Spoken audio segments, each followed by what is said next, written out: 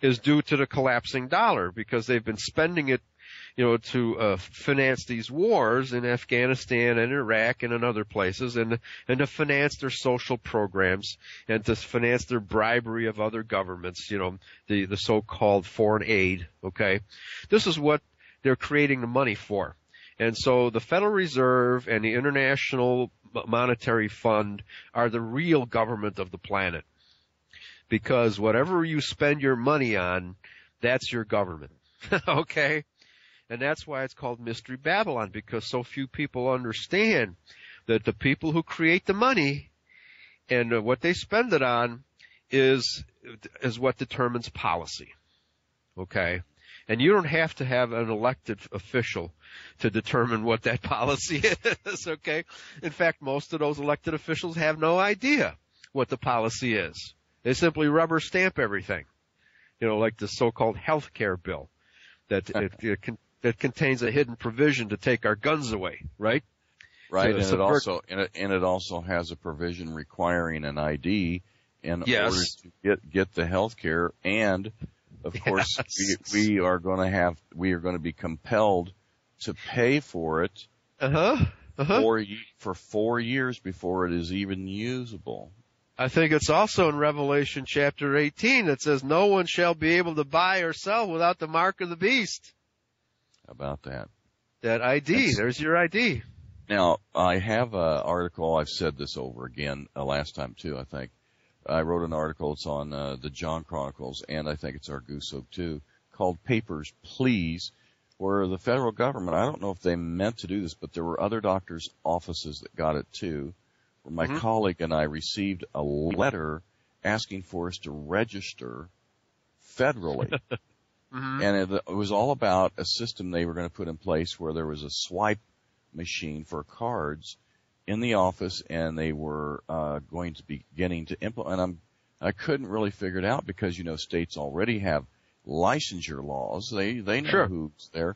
But, we have to remember licensures by states does not give federal authority. Right. That's why 38 states are saying we will not accept this federal ID.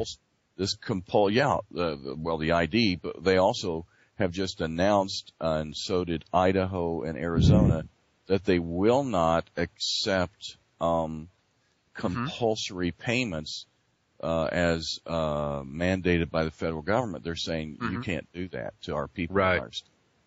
Now, this is real interesting, Eli, because, if they can print money, they don't need taxes. Right.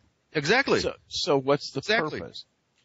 Well, see, if you recall during the Clinton era, balancing the budget was one of Clinton's main campaign themes. Okay? But George Bush never even mentioned it. Okay? Right. Neither has Obama. Why? And of course, because, they don't, you can't balance. They don't need taxes. No, they don't. They don't need what's interesting? We get confused too. The public talks about debt when they really mean deficit. Right. Because the debt and deficit are two different things. Just using the Federal Reserve money invokes a debt upon us here in the country. That's right. I'd like to hear some more prophecy here about where you think we're at, what's going to happen, where we're going. It's getting really serious. It's getting really serious. Well, just move right on into that and let us know what you've got. Since now we can actually say, for example, with what you've said, apply some of these that say Israel will be attacked. Right. It's not not the Israel over there, I would assume. I refer to that country as Kyrgyzstan. Okay, because those people are not Israelites. And by their own terminology, in fact, it's interesting, the word kike, as it made its appearance, it made its appearance here in America among these very Jews that we talked about earlier, the Jews from the Pale, that Russia was simply glad to get rid of.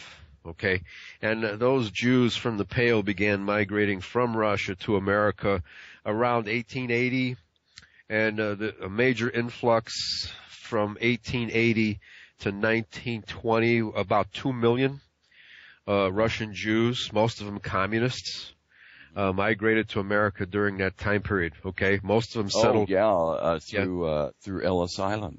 Right, exactly. Well, on Ellis Island, because most of these Jews were illiterate, although they could count money, and they could figure out interest and dividends and usury, that much they knew, but they couldn't write their names. Okay, so when they went through Ellis Island, the tradition is to mark an X, put your mark, but they wouldn't put an X because it looked too much like a cross. Okay. Wow. Because they hate the sign of the cross so much because it represents Christ that they refuse to make a sign. They refuse to make an X. Okay. So they made a compromise and they made a K instead. Okay. Oh. And that's where the term kike comes from. It's from that K that they were marking as opposed to an X on Ellis Island. Okay, and that's where the word kike, and since then it's become a term of derision among Jews for lesser Jews. Okay. Oh, a pejorative term. Exactly. It's a pejorative that one Jew uses against another Jew. Okay. I see. And so, and the fact is that schmuck, I guess. Like schmuck, right? Yeah, and the fact is that the Khazars use that term toward the Sephardic Jews who lived in Palestine for the last 2,000 years and got along very well, actually, with the Palestinian Arabs and Palestinian Christians, until, of course, the Khazar Jews, with their Zionist movement and their money, began to invade Palestine. Okay. So is that why we have kind of an apartheid going on in Israel between the Sephardic and the Khazar groups? Right, exactly. And that apartheid, or that difference between those two ethnic Jewish groups has always existed, at least since 800 AD, because that's I think it was 740 AD when Khazaria en masse converted to Judaism. Okay. Wow. What were they before? Nothing? They were pagans. Okay. Yeah. Okay. Yeah. And so they weren't Muslims, they weren't Christians, they were just nothing.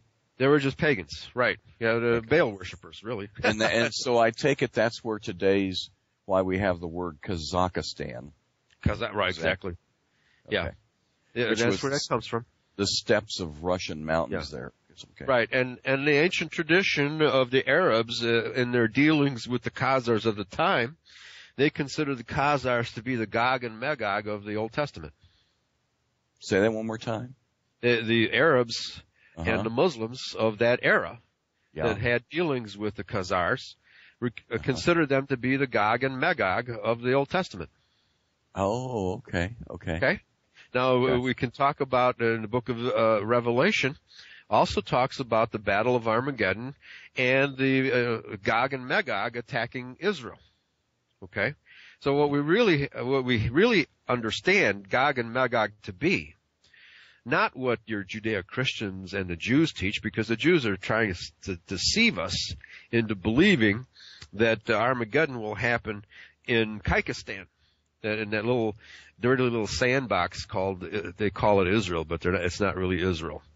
They don't deserve to call that country Israel because they're not Israelites, they're not Judahites, they're imposters, okay? So those imposters pretending to be Israel are in fact Gog and Magog. And the Khazars and the Khazar Jews and the Sephardic Jews taken together with their Zionist clout that they have in the world today. That's Gog and Magog. And that is going to make war against true Israel. That is your European Caucasian nations and, of course, America. So Canada, America, Europe are the targets. Yeah. Right. Well, exactly. Is this the reason why we have a premier?